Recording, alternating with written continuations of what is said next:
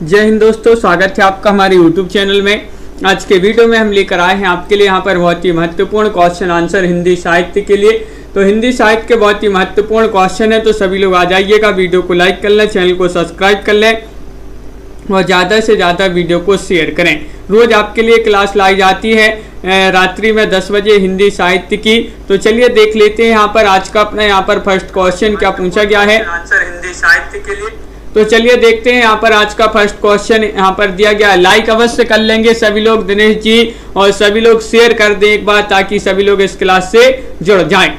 आज का अपने यहाँ पर फर्स्ट क्वेश्चन पूछा गया है, एक श्रावणी दोपहर की धूप कहानी का प्रकाशन आपके लिए बताने। कहानी विधा की रचना है रिया जी, बताइएगा। 1884, 1886, 1895 या 1900 है यहाँ पर 1984, 1986, 1995 या 1988। शिल्पा सिंह जी बिल्कुल लाइव क्लास है और क्वेश्चन नंबर 1 का सही राइट आंसर है विकल्प नंबर 1 यानी कि 1984 ईस्वी आपका यहाँ पर सही आंसर होगा। 1984 ईस्वी विकल्प नंबर 1 जिन्होंने भी चयन किया है उनका यहाँ पर सही आंसर होगा क्रिएटिव आर्ट्स जी। अगला क्वेश्चन यहाँ पर देखिएगा, राजा निर्वसिया कहानी का प्रकाशन वर्ष आपके लिए बताना है।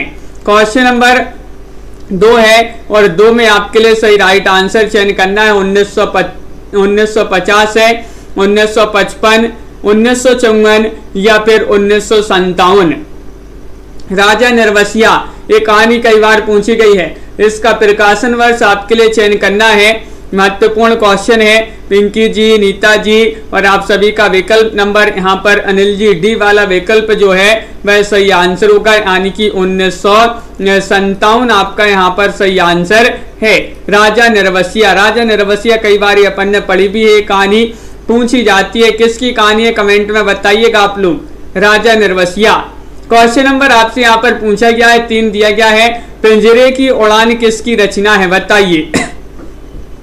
दीपक जी, पिंजरे की उड़ान जैनेन्द्र की रचना है, मुंशी प्रेमचंद की रचना है, यशपाल की रचना है या फिर कुंवर नारायण की रचना है।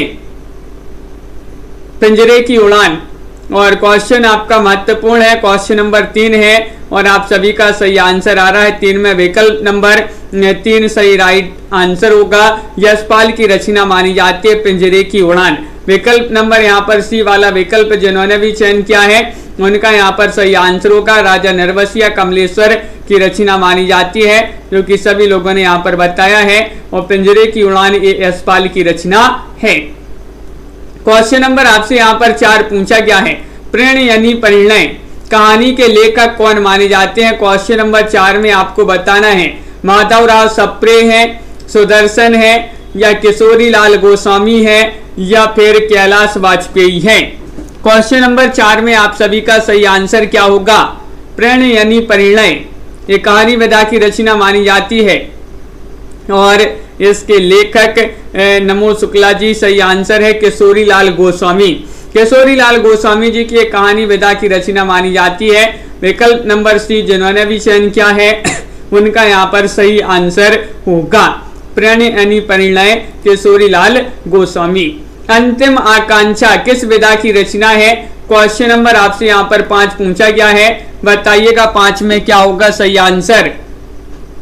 अंतिम आकांक्षा ये निबंध विधा की रचना है, उपन्यास है, रिपोर्टाज है या फिर एक कहानी विधा की रचना है। चयन कीजिएगा, 4 विकल्प आपके यहाँ पर दिए गए हैं और आप सभी का यहाँ पर सही आंसर होगा। क्वेश्चन नंबर 5 में ये उपन्यास विधा की रचना मानी जाती है। प्रेरण यानी अंतिम आकांक्षा पूछा गया है, अंतिम आकांक्षा ये उपन्यास विधा की रचना है। विकल्प नंबर बी जो है वह आपका यहाँ पर सही आंसर होगा 5 में, विकल्प नंबर बी। क्वेश्चन नंबर यहाँ पर 6 क्या पूछा गया है देखिएगा। क्वेश्चन नंबर 6, कब तक पुकारूं ये उपन्यास विधा की रचना है और इसका प्रकाशन वर्ष आपके लिए बताना है, क्या माना जाता है बताइए। इसका प्रकाशन वर्ष 1957 है, 1959 है, 1960 है या फिर 1965। कब तक पुकारूं उपन्यास का प्रकाशन वर्ष बताना है और आप सभी का यहाँ पर सही आंसर आ रहा है क्वेश्चन नंबर 6 में विकल्प नंबर 1 सही आंसर है। 1957 जो है आपका यहाँ पर सही आंसर होगा। 1957 आपका सही आंसर है। बहुत बढ़िया, सभी लोगों ने यहाँ पर विकल्प नंबर 1 जो है चयन किया है, आप सभी का सही आंसर होगा। अगला क्वेश्चन यहाँ पर देखिएगा, बांधो ना नाव इस ठाव के लेखक कौन माने जाते हैं। क्वेश्चन नंबर 7 में आपके लिए चयन करना है, क्या होगा सही राइट आंसर बताइए। महत्वपूर्ण क्वेश्चन पूछा गया है और आप सभी का यहां पर सही आंसर है। क्या है सही आंसर? हाँ बिल्कुल सही। अंतिम आकांक्षा जो है सिया रामचरण गुप्त की रचना मानी जाती है अनिल जी। और बांधो ना नाव इस ठाव की रचनाकार कौन माने जाते हैं, तो क्वेश्चन नंबर 7 का सही आंसर है उपेंद्र नाथ अस्क जी माने जाते हैं। विकल्प नंबर बी जिन्होंने भी यहाँ पर चयन किया है मोटिवेशनल जी, उनका यहाँ पर सही आंसर होगा बांधो ना नाव इस ठाव। अगर नाव को अब इस ठाव बांधोगे तो अस्क बहाओगे, तो बांधो ना नाव इस ठाव उपेंद्र नाथ अस्क की रचना मानी जाती है। क्वेश्चन नंबर आपसे 8 पूछा गया है, आखिरी छलांग के रचनाकार कौन माने जाते हैं बताइए।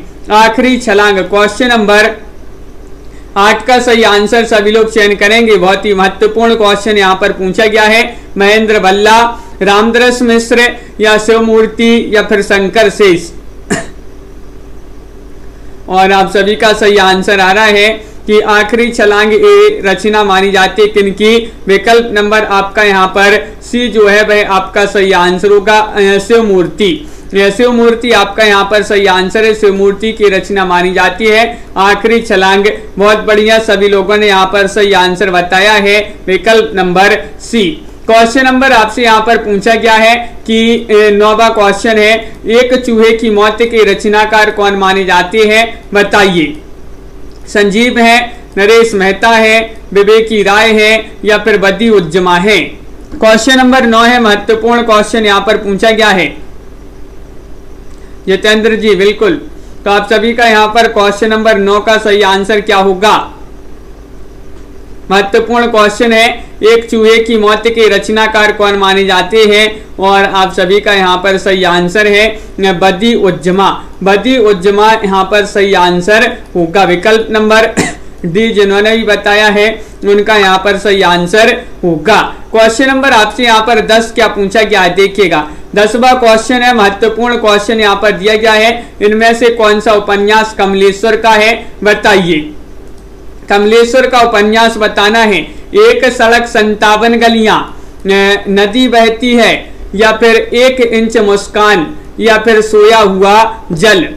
तो इनमें से वह उपन्यास बताना जो कमलेश्वर का है पूछा गया है। और आप सभी का यहाँ पर क्या होगा सही आंसर अनिल जी। बिल्कुल, फिर से लग जाइएगा और प्रैक्टिस करिएगा। तो जो है अभी आपने जो है पढ़ाई नहीं की होगी तो जो है उस कारण आप जो है आपको एक क्वेश्चन याद नहीं होंगे। लगातार करते रहिएगा, आपके लिए एक क्वेश्चन फिर से जो है बनने लगेंगे। क्वेश्चन नंबर 10 है और 10 का सही आंसर क्या होगा, तो विकल्प नंबर आपका यहाँ पर 1 सही आंसर है। एक सड़क 57 गलियां, एक सड़क 57 गलियां कम है। एक सड़क 57 गलियां, ये भी क्या है कम है। तो कम से क्या हो जाएगा, ये कमलेश्वर की रचना मानी जाती है, वो भी उपन्यास विधा की रचना। क्वेश्चन नंबर आपका यहाँ पर 11 पूछा गया है, इनमें से कौन सी रचना निर्मल वर्मा की नहीं है। नहीं आपके लिए बताना है, तो बताइएगा क्या होगा सही आंसर। बेदिन या फिर लालटीन की छत या फिर खोया हुआ आदमी या फिर एक चिथड़ा सुख। हेमलता जी, रीमा जी, और आप सभी का यहाँ पर सही आंसर है। क्वेश्चन नंबर 11 है, महत्वपूर्ण क्वेश्चन यहाँ पर पूछा गया है और आप सभी का यहाँ पर 11 में सी वाला विकल्प जो है सही आंसर आ रहा है। खोया हुआ आदमी जो रचना है ये निर्मल वर्मा की रचना नहीं मानी जाती है, तो विकल्प नंबर 3 आपका सही आंसर होगा। हाँ, आज जो है सुबह 9 बजे वाली और शाम को 4 बजे वाली क्लासें नहीं हुई है, कल से अपनी होंगी। पानी के प्राचीर किस विधा की रचना है, क्वेश्चन नंबर 12 में आपके लिए बताना है। बताइएगा ये किस विधा की रचना है, उपन्यास है, निबंध है, कहानी है या फिर ये संस्मरण विधा की रचना है। चयन कीजिएगा। महत्वपूर्ण क्वेश्चन यहाँ पर पूछा गया है, 12वां क्वेश्चन है और 12 में आपका क्या होगा सही आंसर। एक बार शेयर करते हैं, सभी लोग जुड़ जाएं ताकि इस क्लास से। और 12 में सभी लोग बता रहे हैं पानी के प्राचीर ये जो है उपन्यास विधा की रचना मानी जाती है। किनका उपन्यास है बताइए। पानी के प्राचीर उपन्यास है, किनका उपन्यास माना जाता है? कंचन जी। क्वेश्चन नंबर यहाँ पर 13 आपसे पूछा गया है, लोहे के पंख के रचनाकार कौन माने जाते हैं बताइए। क्वेश्चन नंबर 13 का सही आंसर क्या होगा? हिमांशु श्रीवास्तव, अभिमन्यु अनंत, या फिर इंद्रनाथ मदान, या फिर यशपाल। और आप सभी का यहाँ पर सही आंसर है मंजू जी। क्वेश्चन नंबर 13 में आप सभी का क्या होगा सही आंसर?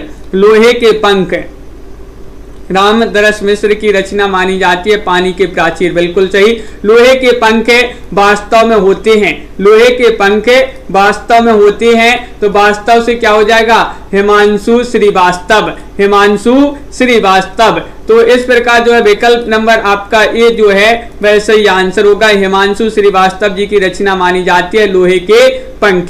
क्वेश्चन नंबर आपसे यहाँ पर पूछा गया है, 14वां क्वेश्चन है, छोटी मछली बड़ी मछली किसकी रचना मानी जाती है बताइएगा। छोटी मछली और बड़ी मछली रामदरस मिश्र, या फिर हिमांशु श्रीवास्तव, या फिर महेंद्र बल्ला, या फिर रामदेव धुरंधर। तो क्या होगा सही आंसर? क्वेश्चन महत्वपूर्ण है, 14वां क्वेश्चन आपसे पूछा गया है और 14 में आप सभी का सही आंसर है कि छोटी मछली और बड़ी मछली दोनों जो है राम के दृश्य करना चाहती हैं। छोटी मछली बड़ी मछली राम के दरस करना चाहती हैं, तो राम के दरस से क्या हो जाएगा? रामदरस मिश्र हो जाएगा सही आंसर। रामदरस मिश्र की रचना मानी जाती है छोटी मछली बड़ी मछली। स्वतंत्र जी विकल्प नंबर सॉरी यहाँ पर ये रामदेव धुरंधर होगा यहाँ पर सही आंसर। डी वाला विकल्प होगा सही आंसर, रामदेव धुरंधर होगा सही आंसर। विकल्प नंबर 4 जिन्होंने भी चयन किया है उनका होगा यहाँ पर डी वाला विकल्प जो है, ये वाला नहीं होगा सही आंसर, डी होगा सही आंसर। अगला क्वेश्चन यहाँ पर देखिएगा, शहर में कर्फ्यू उपन्यास के लेखक कौन माने जाते हैं बताइए। शहर में कर्फ्यू चयन कीजिएगा, अमरकांत या फिर प्रभाकर माचबे, या फिर यहाँ पर विभूति नारायण राय, या फिर विवेकी राय। बताइए रीता जी। और आप सभी का यहाँ पर सही आंसर एक शहर में कर्फ्यू उपन्यास विधा की रचना मानी जाती है, और आप सभी का यहाँ पर सही राइट आंसर होगा कि ये किन की रचना मानी जाती है? विभूति नारायण राय। विभूति नारायण राय आपका यहाँ पर सही आंसर होगा। विकल्प नंबर यहाँ पर सी जिन्होंने भी चयन किया है उनका यहाँ पर सही आंसर होगा। दीपक पवार जी, निशा जी, सी वाला विकल्प सही आंसर होगा। अगला क्वेश्चन यहाँ पर देखिएगा, दुखम सुखम ये उपन्यास की लेखिका कौन मानी जाती है बताइए। दुखम सुखम, हाँ नेहा जी। क्वेश्चन नंबर 16 है और 16 का आपका सही आंसर क्या होगा? चयन करना है सभी के लिए, महत्वपूर्ण क्वेश्चन है। और 16 में आप सभी का सही आंसर आ रहा है कि दुक्कम सुक्कम उपन्यास की लेखिका मानी जाती है कौन? ममता कालिया। ममता कालिया आपका यहाँ पर सही आंसर होगा, बिल्कुल सही। तो विकल्प नंबर यहाँ पर जिन्होंने भी सी चयन किया है उनका यहाँ पर सही आंसर होगा, सी वाला विकल्प आपका सही आंसर है रिया जी। अगला क्वेश्चन यहाँ पर देखिएगा, क्वेश्चन नंबर आपसे पूछा गया 17 है, रस रतन के रचयिता कौन है? रस रतन बताइए, रस रतन के रचयिता कौन माने जाते हैं? जान कवि हैं, पोहेकर हैं, शेख नबी हैं, या शेख निसार हैं? क्वेश्चन महत्वपूर्ण है, 17वां क्वेश्चन आपसे पूछा गया है और 17 में आप सभी का क्या होगा सही आंसर?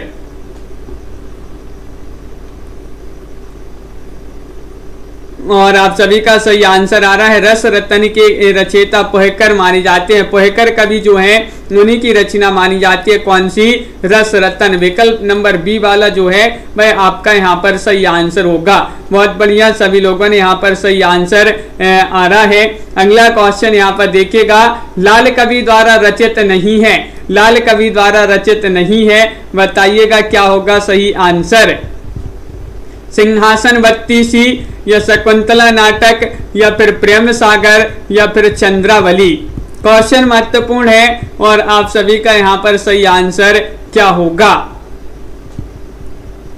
लल्लू लाल द्वारा रचित नहीं है, नहीं बताना है, तो आप सभी का यहाँ पर सही आंसर होगा विकल्प नंबर डी जो है वह आपका सही आंसर है। डी वाला विकल्प आपका सही आंसर होगा। बिल्कुल मंजू जी, सिंहासन बत्तीसी रचना है शकुंतला नाटक। शकुंतला नाटक है ये रचना इन्हीं की मानी जाती है। प्रेम सागर भी इन्हीं की है और चंद्रावली ये इनकी नहीं मानी जाती है। डी वाला विकल्प आपका यहाँ पर सही आंसर होगा। क्वेश्चन नंबर 19 आपसे पूछा गया है कि निम्नलिखित में से किस गद्य कृति का निर्माण पोर्ट विलियम कॉलेज में हुआ था। वह गद्य कृति आपके लिए बताना। 19वां क्वेश्चन आपसे पूछा गया है। भाषा योग वशिष्ठ है, भाषा पद्म पुराण है, नासिकेतोपाख्यान है या दृष्टांत सागर है। पिंकी जी बताइएगा। कल्पना जी क्या होगा क्वेश्चन नंबर 19 में सही आंसर। निम्नलिखित में से किस गद्य कृति का निर्माण पोर्ट विलियम कॉलेज में हुआ था। पोर्ट विलियम कॉलेज की स्थापना बताइए, कब हुई थी इसकी स्थापना। बहुत सारे लोग बता रहे हैं कि जिस गद्य कृति का निर्माण पोर्ट विलियम कॉलेज में हुआ था वह गद्य कृति है नासिकेतोपाख्यान। नासिकेतोपाख्यान आपका यहाँ पर सही आंसर होगा। विकल्प नंबर सी जिन्होंने भी चयन किया है उनका यहाँ पर सही आंसर होगा। आस्था जी बिल्कुल सही। अगला क्वेश्चन यहाँ पर देखिएगा, मिस्र बंधुओं ने किसे हिंदी का प्रथम गद्य लेखक माना है। 1800 ईस्वी में, बहुत बढ़िया, 1800 ईस्वी में पोर्ट विलियम कॉलेज की स्थापना कलकत्ता में हुई थी। और मिस्र बंधुओं ने किसे हिंदी का प्रथम गद्य लेखक माना है। इंसा अल्लाह खां को या फिर गोरखनाथ को या लल्लू लाल को या फिर सदल मिश्र को। अनुका जी तो बिल्कुल आप सभी का यहाँ पर 20 में सही आंसर होगा मिस्र बंधु। मिस्र बंधु जो है 3 भाई थे, इन्होंने एक ग्रंथ की रचना की थी मिस्र बंधु विनोद की, और इन्होंने माना है गोरखनाथ को हिंदी का प्रथम गद्य लेखक। बी वाला विकल्प जो है वह आपका यहाँ पर सही आंसर होगा गोरखनाथ। गोरखनाथ सही आंसर लगा दें। बिल्कुल सही, सभी लोगों ने सही आंसर चयन किया है। साधना जी अगला क्वेश्चन यहाँ पर देखिएगा, हिंदी गद्य का प्राचीनतम रूप किस भाषा के रूप में मिलता है। वह भाषा आपके लिए बताना, राजस्थानी, मराठी भाषा, गुजराती भाषा या फिर मैथिली भाषा। चयन कीजिएगा। 21वां क्वेश्चन है, महत्वपूर्ण क्वेश्चन यहाँ पर पूछा गया है, हिंदी गद्य का प्राचीनतम रूप किस भाषा के रूप में मिलता है। तो आप सभी का यहाँ पर सही आंसर है कि राजस्थानी भाषा। राजस्थानी आपका विकल्प नंबर जो 1 है वह सही आंसर होगा। बहुत बढ़िया अनिल जी जिन्होंने भी विकल्प नंबर ए चयन किया है, राजस्थानी भाषा, उनका यहाँ पर सही आंसर होगा। क्वेश्चन नंबर 22 आपसे पूछा गया है, तीसरा पक्ष काव्य कृति किसकी मानी जाती है। क्वेश्चन महत्वपूर्ण है, 22वां क्वेश्चन है और अपन ने इसको याद भी किया था। बताइए तीसरा पक्ष काव्य कृति के रचयिता कौन मानी जाते हैं। काव्य कृति महत्वपूर्ण है। लाइक अवश्य कर लेंगे सभी लोग, जिन्होंने अभी तक वीडियो को लाइक नहीं किया है लाइक अवश्य कर लें। और तीसरा पक्ष, अगर आपके पास लक्ष्मी है तो तीसरा पक्ष भी आपके पक्ष में मिल जाएगा। अगर आपके पास लक्ष्मी है तो तीसरा पक्ष भी आपके पक्ष में मिल जाएगा। तो तीसरा पक्ष जो है लक्ष्मी से क्या हो जाएगा, लक्ष्मीकांत वर्मा। विकल्प नंबर सी जो है वह आप सभी का यहाँ पर सही आंसर होगा। क्वेश्चन नंबर आपसे यहाँ पर पूछा गया है, क्या दिया गया है, उपनिवेश में स्त्री किसकी रचना है। क्वेश्चन नंबर 23 है, 23 का सही आंसर चयन करना है। बताइए 23 का सभी लोग सही आंसर चयन करेंगे। महत्वपूर्ण क्वेश्चन यहाँ पर पूछा गया है और जाहिदा हिना है, ऊषा महाजन है, प्रभा केतान है या फिर मनीषा है। तो सही आंसर होगा आप सभी का यहाँ पर उपनिवेश में स्त्री, ये रचना मानी जाती है प्रभा खेतान जी की। विकल्प नंबर 3 आप सभी का यहाँ पर सही आंसर होगा। अगला क्वेश्चन यहाँ पर देखिएगा, क्वेश्चन नंबर आपसे यहाँ पर पूछा गया है, क्वेश्चन नंबर 24 है, बाधाओं के बावजूद नई औरत की रचनाकार कौन मानी जाते हैं, बताइएगा। स्वतंत्र गुप्त जी को भूख लगी भैया खाना खा लो। तो क्वेश्चन नंबर 24 का सही आंसर बताइए, क्या होगा सही आंसर? अनामिका की रचना है, उषा महाजन की रचना है, सूर्यबाला की रचना है, या फिर राधा कुमार की रचना है? बाधाओं के बावजूद बताइए। और आप सभी का यहाँ पर सही आंसर है क्वेश्चन नंबर 24 में विकल्प नंबर यहाँ पर जो सही आंसर है, क्या होगा सही आंसर?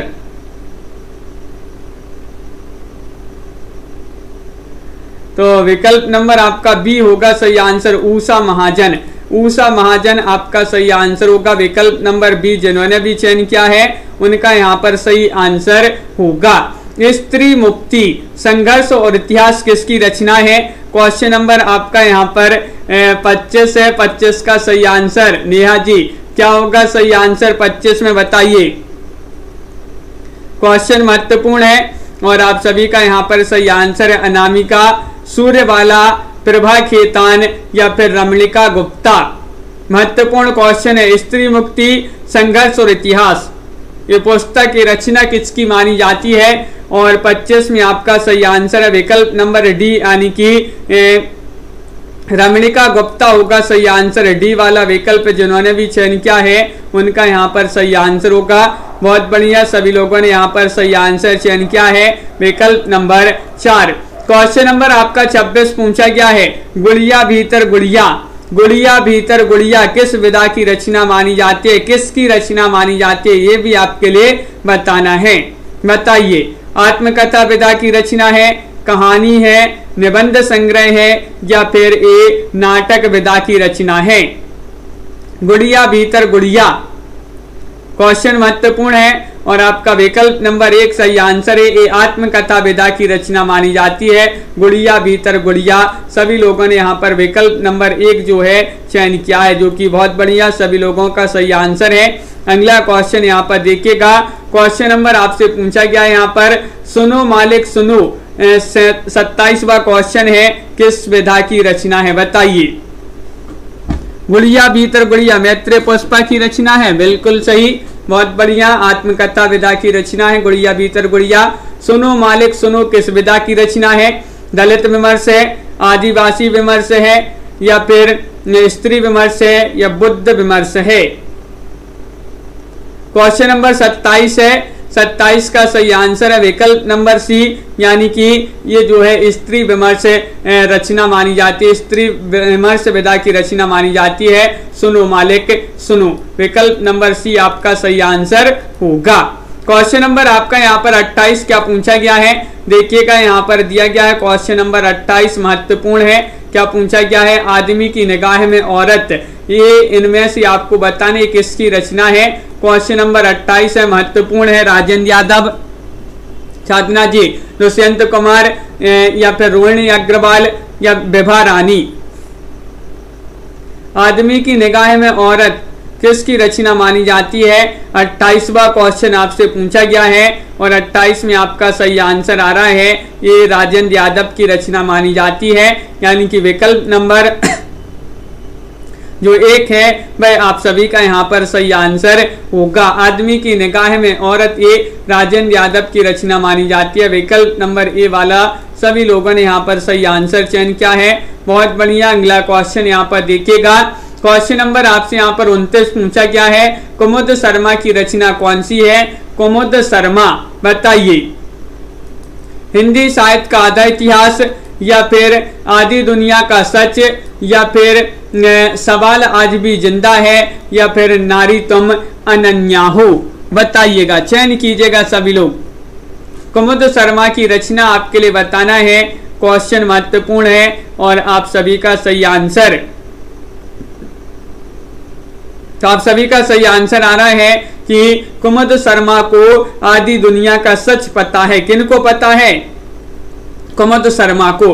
कुमुद शर्मा को आदि दुनिया का सच पता है, तो आदि दुनिया इन्हीं की रचना मानी जाती है, कुमुद शर्मा जी की। विकल्प नंबर बी जो है वह आपका यहाँ पर सही आंसर होगा। क्वेश्चन नंबर आपसे यहाँ पर पूछा गया है 30वां क्वेश्चन है, स्त्री उपेक्षिता किसकी रचना है? 30 का सही आंसर बताइएगा। महत्वपूर्ण क्वेश्चन है। हेमावती देवी, जानकी देवी बजाज, प्रभा खेतान या मैत्रेय पुष्पा। क्वेश्चन नंबर आपका यहाँ पर पूछा गया है 30वां, और 30 का सही आंसर चयन करना है, लाइक करते जाना है और रोज आपके लिए इसी तरह से जुड़ना है इस क्लास से। और आपका विकल्प नंबर जो सी है वह सही आंसर होगा, प्रभा खेतान यहाँ पर सही आंसर होगा। प्रभा खेतान आपका सही आंसर लगा दें। स्त्री उपेक्षा किसकी रचना मानी जाती है? स्त्री उपेक्षिता, प्रभा खेतान आपका सही आंसर होगा। क्वेश्चन नंबर आपसे पूछा गया है यहाँ पर 31वां क्वेश्चन है कि सूरजपाल चौहान की आत्मकथा कितने भागों में है? बताइए। सूरजपाल चौहान की आत्मकथा बताइएगा कितने भागों में है? 5 भागों में, 4 भागों में, 3 भागों में या फिर 2 भागों में? सभी लोग बताएंगे। बहुत ही महत्वपूर्ण क्वेश्चन आपसे पूछा गया है और आप सभी का सही आंसर आ रहा है। इनकी आत्मकथा जो है वह है कितने भागों में? 2 भागों में। विकल्प नंबर आपका यहाँ पर जो डी है वह आपका सही आंसर होगा। 2 भागों में इनकी आत्मकथा है। बहुत बढ़िया, सभी लोगों ने सही आंसर चयन किया है। यहाँ पर अगला क्वेश्चन यहाँ पर देखते हैं। क्वेश्चन नंबर आपसे यहाँ पर 32 पूछा गया है, मेरी पत्नी और भेड़िया। मेरी पत्नी और भेड़िया ये जो है इसके लेखक कौन माने जाते हैं? बताइएगा, चयन कीजिएगा। डॉक्टर एन सै है, डॉक्टर धर्मवीर है, डॉक्टर या फिर बेचैन है या फिर डॉक्टर कालीचरण स्नेही है।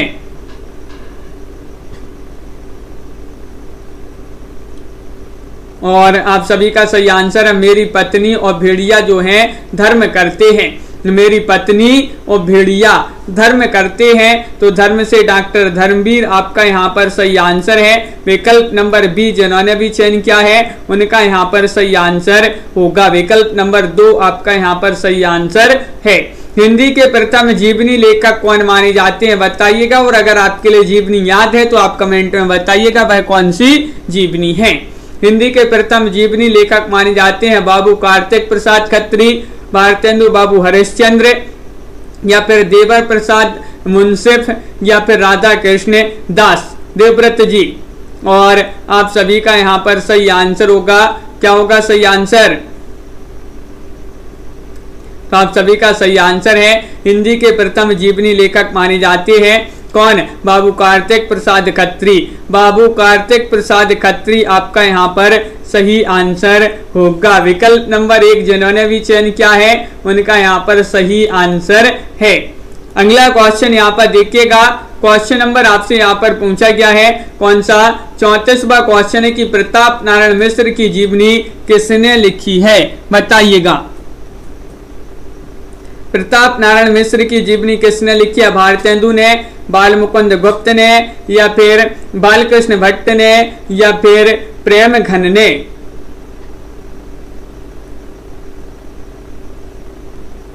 तो आप सभी का यहाँ पर सही आंसर है। क्या होगा सही आंसर? क्वेश्चन नंबर आपका 34 है और 34 में आप सभी का जो राइट आंसर होगा कि प्रताप नारायण मिश्र की जीवनी किसने लिखी है? तो विकल्प नंबर बी आपका यहाँ पर सही आंसर आ रहा है, बाल मुकुंद गुप्त ने। बाल मुकुंद गुप्त आप सभी का यहाँ पर बी वाला विकल्प जो है सही आंसर लगा देते हैं। बिल्कुल सही। अगला क्वेश्चन यहाँ पर देखिएगा क्या पूछा गया है। देखिए, प्रताप नारायण मिश्र की जीवनी किसने लिखी है? ये तो आपका यहाँ पर जो है बाल मुकुंद गुप्त आपका यहाँ पर सही आंसर है। और अगला क्वेश्चन यहाँ पर देखिएगा। क्वेश्चन नंबर आपका यहाँ पर डॉक्टर राजेंद्र प्रसाद की आत्मकथा बताना है, कौन सी मानी जाती है? बताइएगा। डॉक्टर राजेंद्र प्रसाद की आत्मकथा बताना है। आत्मकथा है या फिर सत्य की खोज या फिर मेरा जीवन प्रवाह है या फिर मेरी जीवन यात्रा? क्वेश्चन महत्वपूर्ण है। क्वेश्चन नंबर 35 पूछा गया है और 35 में आप सभी का सही आंसर होगा नेहा जी, आरती जी और निशा जी, रीता जी, रिया जी। सभी का विकल्प नंबर जो बी है वह आपका यहाँ पर सही आंसर होगा सत्य की खोज। सत्य की खोज की है किन्होंने? डॉक्टर राजेंद्र प्रसाद जी ने। सत्य की खोज किन्होंने की है? डॉक्टर राजेंद्र प्रसाद जी ने। तो डॉक्टर राजेंद्र प्रसाद की आत्मकथा मानी जाती है कौन सी? सत्य की खोज। विकल्प नंबर आपका यहाँ पर जो बी है वह सही आंसर होगा। क्वेश्चन नंबर 36 यहाँ पर देखिएगा, अपनी आत्मकथा को स्मृति यात्रा यज्ञ किसने कहा है? क्वेश्चन नंबर 36 में आपके लिए बताना है, बताइएगा। विष्णु प्रभाकर ने, कमलेश्वर ने, हरिवंश राय बच्चन ने या वियोगी हरि ने? अपनी आत्मकथा को स्मृति यात्रा यज्ञ किन्होंने कहा है, ये आपके लिए चयन करना है। तो आप सभी का यहाँ पर सही आंसर आ रहा है, वह कहा है हरिवंश राय बच्चन जी ने। बच्चन आपका यहाँ पर बच्चन साहब जो है उन्होंने कहा, हरिवंश राय बच्चन जी ने इन्होंने अपनी आत्मकथा को स्मृति यात्रा यज्ञ कहा है। अगला क्वेश्चन यहाँ पर पूछा गया है, देखा जी क्वेश्चन नंबर यहाँ पर क्या दिया गया है, देखिएगा 37वां क्वेश्चन है, हिंदी साहित्य के उत्तर मध्यकाल को कलाकाल किन्होंने कहा है? कलाकाल कहा है उत्तर मध्यकाल को, किसने कहा है? राहुल सांकृत्यायन ने या फिर पंडित हजारी प्रसाद द्विवेदी ने या फिर रमाशंकर शुक्ल रसाल ने या विश्वनाथ प्रसाद मिश्र ने? चयन कीजिएगा। सुदेश जी, माला जी और आप सभी का यहाँ पर सही आंसर है डॉक्टर रमाशंकर शुक्ल रसाल। बिल्कुल सही। डॉक्टर रमाशंकर शुक्ल रसाल जो है इन्होंने हिंदी साहित्य का जो उत्तर मध्यकाल है, उत्तर मध्यकाल को इन्होंने कहा है कलाकाल। कलाकाल नाम दिया है। अलग अलग विद्वानों ने जो है अलग अलग नामकरण किए गए हैं हिंदी साहित्य के उत्तर मध्यकाल को, अलग अलग विद्वानों ने नाम दिए गए हैं। और रीति संप्रदाय के प्रवर्तक कौन माने जाते हैं? तो क्वेश्चन नंबर 38 में आपके लिए सही आंसर बताना है, बताइए। बामन है, भामय है, कुंतक है, दंडी है? रीति संप्रदाय।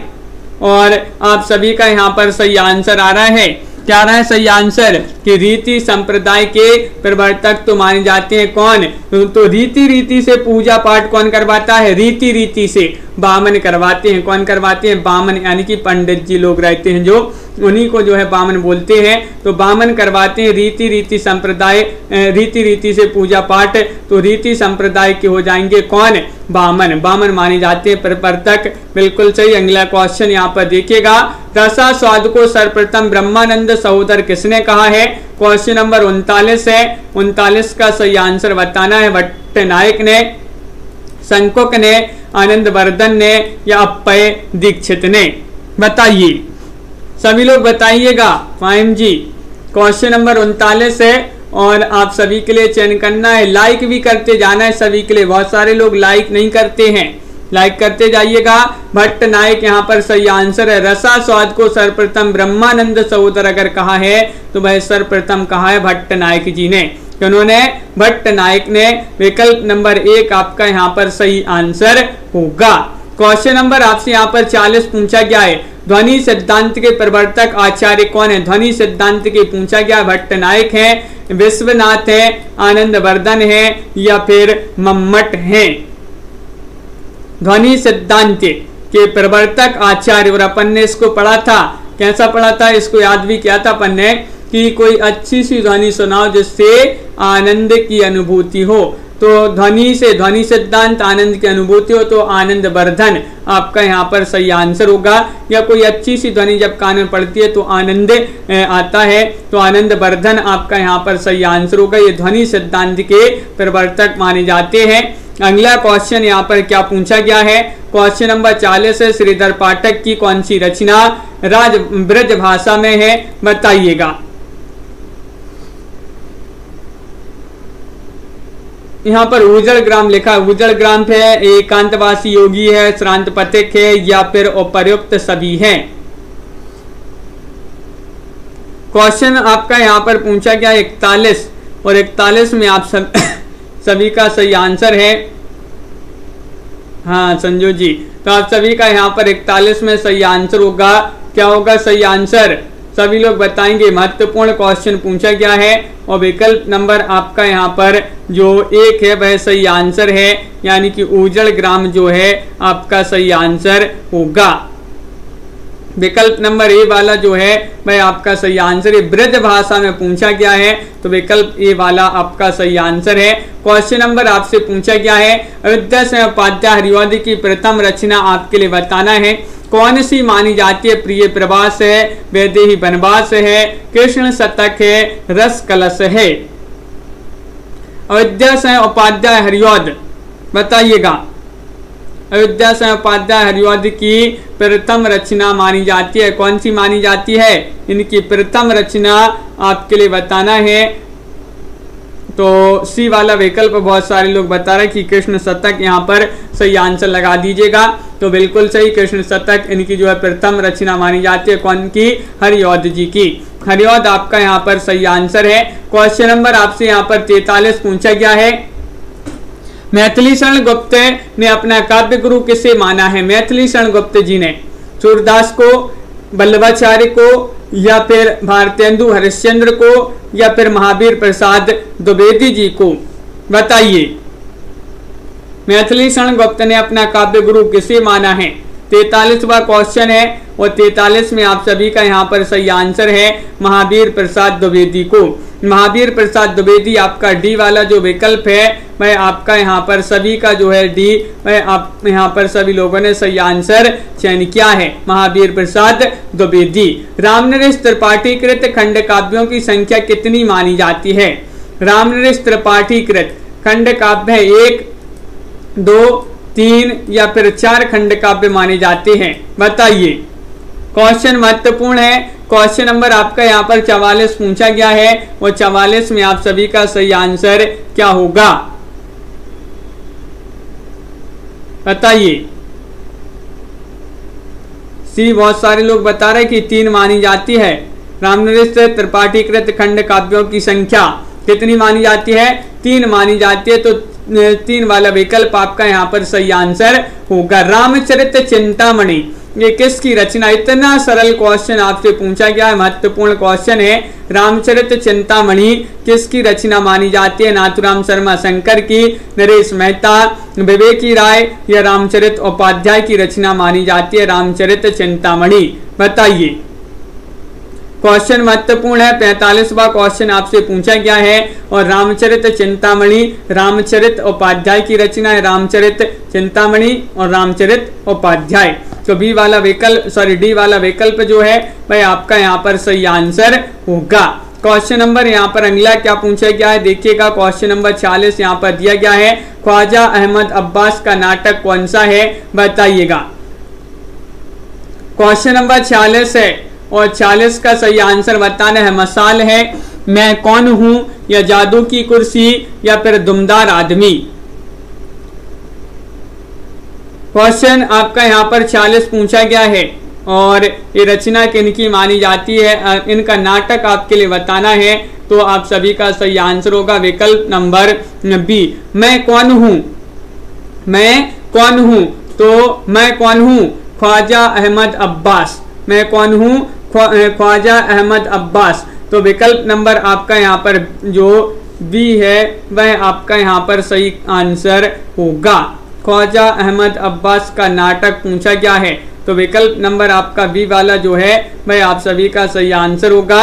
क्वेश्चन नंबर आपका यहाँ पर पूछा गया है, नाटक के लिए रंगमंच होना चाहिए, रंगमंच के लिए नाटक नहीं। ये कथन किसका है? ये कथन आपके लिए यहाँ पर चयन करना है। बताइए। और आप सभी का सही आंसर क्या होगा? और सही आंसर है आप सभी का यहाँ पर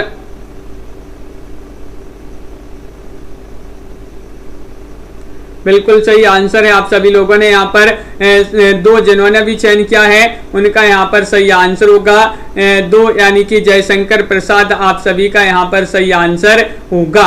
जयशंकर प्रसाद जिन्होंने भी यहाँ पर चयन किया है उनका यहाँ पर सही आंसर होगा। बहुत बढ़िया, सभी लोगों ने बी वाला विकल्प आंसर सही आंसर बताया है। और यहाँ पर जादू की कुर्सी रचना किनकी मानी जाती है? बलराज साहनी जी की रचना मानी जाती है जादू की कुर्सी। औरंगजेब की आखिरी रात एकांकी के रचनाकार कौन माने जाते हैं, बताइएगा।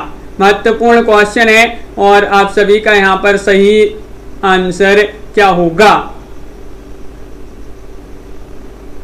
क्वेश्चन महत्वपूर्ण है। 48वां क्वेश्चन यहाँ पर पूछा गया है और आप सभी का यहाँ पर सही आंसर होगा कि औरंगजेब की आखिरी रात ये एकांकी है और एकांकी किनकी मानी जाती है। तो अपन ने कई बार पढ़ा है राम कुमार वर्मा। यहाँ पर विकल्प नंबर ए जो है वह आपका सही आंसर होगा। क्वेश्चन नंबर 49 देख लेते हैं।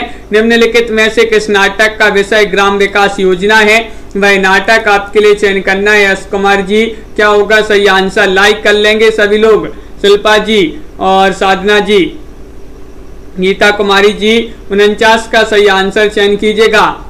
किस नाटक का जो विषय है वह ग्राम विकास योजना है, तो वह नाटक है माटी की जागीरें। तो जो माटी की जागीरें पाई जाती हैं वह कहाँ पर पाई जाती हैं, ग्रामों में पाई जाती हैं, ग्रामों में।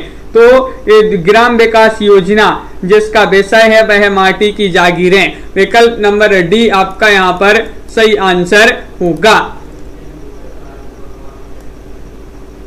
50वां क्वेश्चन है। औद्योगिक संदर्भ में मजदूरों के जीवन का चित्रण करने वाली शेखर जोशी की कहानी कौन सी है, बताइएगा।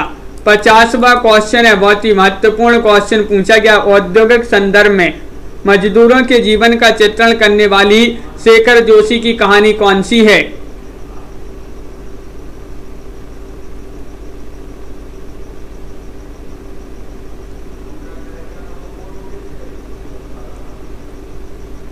डी वाला विकल्प आपका यहाँ पर सही आंसर होगा। उस्ताद, उस्ताद आपका यहाँ पर सही आंसर है। डी वाला विकल्प जिन्होंने भी चयन किया है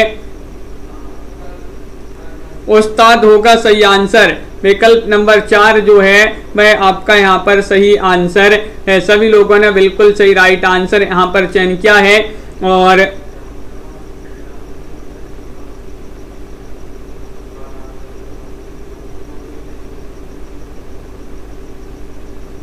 तो आज के वीडियो में बस इतना ही। बहुत ही महत्वपूर्ण क्वेश्चन आंसर थे आज की क्लास में। तो सभी के लिए बहुत बहुत धन्यवाद। आज के वीडियो में बस इतना ही। सभी लोग लाइक कर लें, चैनल को सब्सक्राइब कर लें और ज़्यादा से ज़्यादा शेयर करें। रोज आपके लिए क्लास लाई जाती है आपके लिए रात्रि में 10 बजे हिंदी साहित्य की, जहां पर बहुत ही महत्वपूर्ण क्वेश्चन आंसर आपके लिए यहां पर करवाए जाते हैं। सभी को बहुत बहुत धन्यवाद। आज के वीडियो में बस इतना ही। अनिल जी, देवव्रत जी, पिंकी जी, रिया जी और एस कुमार जी, संजू जी और क्रिएटिव आर्ट्स जी, नेहा जी, देवव्रत पांडे जी, दीपक जी, रीता जी, निशा जी, शिल्पा जी, कंचन जी और एस कुमार जी, शिल्पा जी, रिया जी, नीता जी और आरती जी, साधना जी, मेघा जी, क्रिएटिव आर्ट्स जी, रीना जी, निशा जी और अनिल जी, रिया वाड्रा जी, आस्था जी, पायम जी, कंचन जी, सभी के लिए बहुत बहुत धन्यवाद। आज के वीडियो में बस इतना ही। रीना जी और स्वतंत्र गुप्त जी, सभी को बहुत बहुत धन्यवाद। रोज इसी तरह से जो है जुड़िएगा और इसी तरह से आपके लिए प्रैक्टिस करवाई जाती है इस चैनल पर। रात्रि में 10 बजे आपकी सुबह वाली क्लास भी होगी, कल से शाम वाली क्लास भी होगी, रात वाली क्लास भी होगी। सभी के लिए बहुत बहुत धन्यवाद। प्रीति, मेघा जी, बिल्कुल सही, बहुत बढ़िया। तो सभी को यहाँ पर शुभ रात्रि और सभी के लिए जय हिंद।